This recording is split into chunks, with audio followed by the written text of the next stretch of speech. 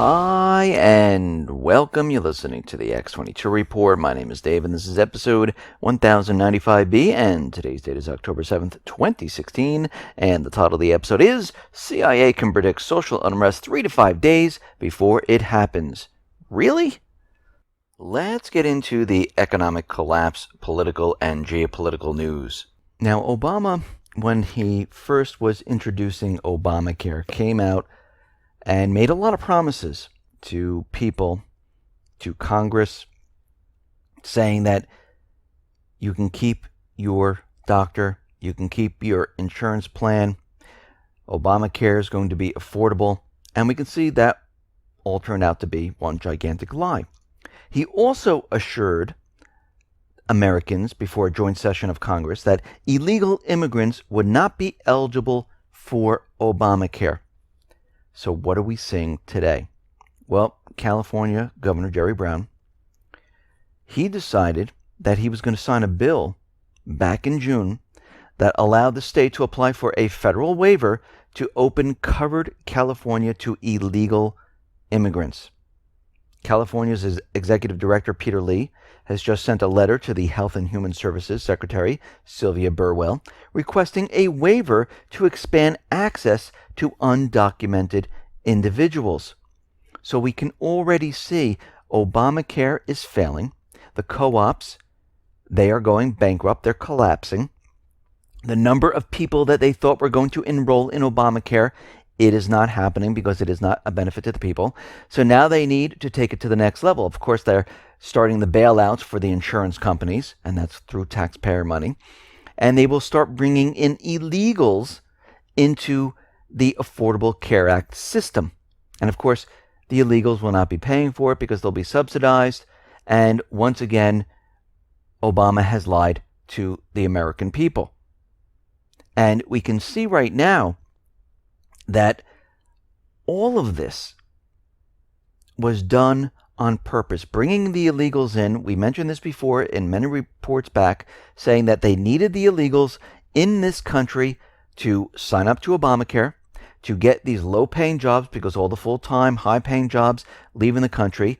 They were bringing in the illegals to prepare for the TPP, for the TTIP, because as we know through leaked documents, through this, that the United States was going to bring in workers from other countries and pay them their rate from their countries inside the United States. That's how they were planning on bringing manufacturing back into the United States. Now, of course, this is a problem because the manufacturers here in the United States, the workers, most of them belong to unions, and most of them would not agree to that low wage. But the illegals would. So you can see what they were preparing for and getting ready for. Now, the CIA is claiming they have the ability to predict social instability, civil unrest, 3 to 5 days before it happens. And what they're saying is they have this new computer system with a deep learning algorithm that can forecast what is about to happen. And we see right now that the CIA really creates civil unrest, creates the problems in other countries, will create the problems here in the United States. For instance, in Lebanon, in Libya, in Yemen, in Syria, they don't have to predict 3 to 5 days beforehand. They know it's going to happen because they're the ones who are creating the crowds. Now, maybe they're looking at this system to predict what's going to happen here in the United States. But I don't think you need a computer with an algorithm to figure out when the American people are very upset and when the American people are going to say enough is enough, or where it's going to happen throughout Europe, because we've been looking at all the indicators. We've been looking at what's been going on. And if it continues on like this, we will see civil unrest.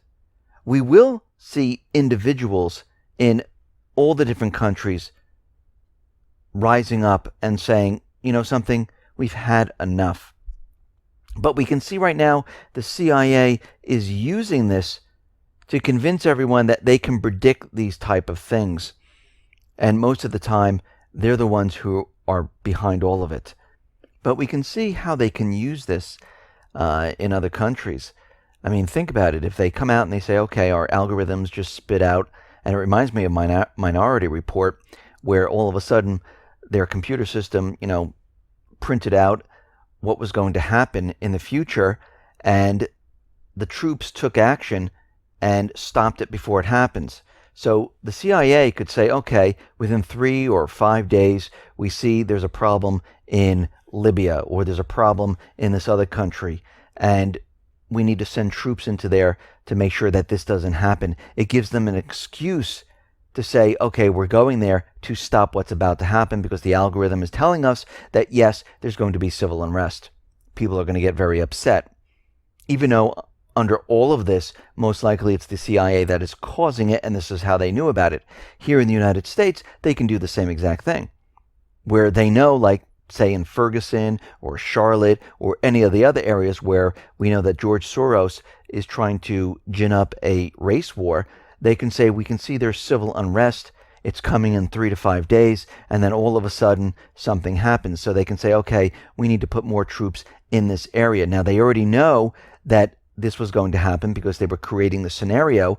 They have additional forces there to try to help along this maybe race war or riots, to help maybe declare martial law, have it spread to many other cities. And we can see how they can use this to their advantage. Now, out in Syria, we see Russia wanted to deploy their air force inside of Syria permanently. And right now, the Russian parliament, they ratified indefinite deployment of their air force inside of Syria. We also see a Chinese frigate warship heading towards the coast of Syria. Now, what is the mission of this warship? We don't know right now, but we know that Russia has their aircraft carrier there. They had 2 other warships there. A third one is joining right now. We see a Chinese warship joining in this area. And we can see right now that Russia and China are saying, listen, the United States, don't try anything, because if you do, this is not going to end well. And we understand that the United States, they have lost the edge in Syria. Russia, Syria, they have the upper hand right now. The United States is losing their strategic area in Aleppo. Russia and Syria are destroying the Islamic State, al-Nusra, al-Qaeda, and whatever moderate rebels there are. So the U.S. is really backed into a corner. And what this means is, as time goes on, and if they lose Syria, if they just leave Syria, the petrodollar is done. That's a fact. That means if they decide to leave Syria, which they're not going to do, but if they do, the petrodollar is done. This is why they can never leave, because they need to finish their goal, and that is to get Syria and Iran. So we're moving towards a time period where the United States government central bankers don't have that much time left. We know from the UN report they have from now until Christmas. By that time, maybe even a little bit before, they will lose Aleppo. Once they lose Aleppo, it's game over, unless the United States government central bankers come up with some other false flag event to create some other type of incredible event to gain the upper hand. Now, the UN has called on Al-Sham, which is the rebranded al-Nusra terrorist group, to leave Aleppo. And we can see right now that Russia, they're ready to formalize UN's evacuation plan of al-Qaeda fighters, of al-Nusra, al-Sham. And we can see right now the UN envoy offers to personally escort Nusra Front out of Aleppo. Now, the United States government central bankers, they don't want this to happen, because if they allow the terrorist groups to leave, what's left in Aleppo? Nothing. They lost it. And this is a major problem for the United States government central bankers, because they can't just come out and bomb Syria. They just can't come out and bomb their planes on the runways, because this would be an act of war. The entire world would look at this and say, okay, the United States government central bankers, they just started war. They just can't do that out in the open. So they need to create a false flag. They need propaganda. They need to make it look like it's Russia, it's Syria, or someone else caused it. But we see right now Kerry and the French foreign minister, they are bringing up the issue of having war crimes put against Russia. And they want an investigation of what is happening in Syria. Now, of course, they're doing this because they have nothing left. They have to use propaganda. They have to use whatever they possibly can to stop what is happening. Right now, there is a UN vote to stop the bombing in Aleppo. The United States brought this up. Russia is going to veto it because Russia says what is in Aleppo are just terrorists. The UN recognizes these groups as terrorists, and there's no reason to stop the bombing there. We're letting the civilians out, and we will continue to bomb those terrorists. We are giving them a chance to leave. And we can see the U.S., they're running out of options. And this is going to be a problem. Now, we know the United States government central bankers have been using the propaganda that Russia and Syria have been bombing hospitals. They've been killing civilians, and Assad doesn't care about his people, and he will kill his own people, which makes no sense whatsoever. It's like going back to the Revolutionary War, saying George Washington, to beat the British, he decided to kill his own people, which wouldn't make any sense because you would lose support of your people. And when you look at the polls and what happened during the election, the people completely support Assad. So that whole propaganda piece that the United States government central bankers are using really doesn't make sense. And John Kerry made a curious remark in a leaked audio when he was talking to the Syrian opposition activists. And they were talking about how Russia and Syria, they were bombing the hospital, bombing different areas. And Kerry says, well, we have the photographs from what happened, but we need evidence of Russia and Syria bombing the actual hospital. Do you have video or photos of their planes? And you have to remember, the white helmets, they're the ones who are reporting this. So when we dig a little bit and we find out, well, who are the white helmets?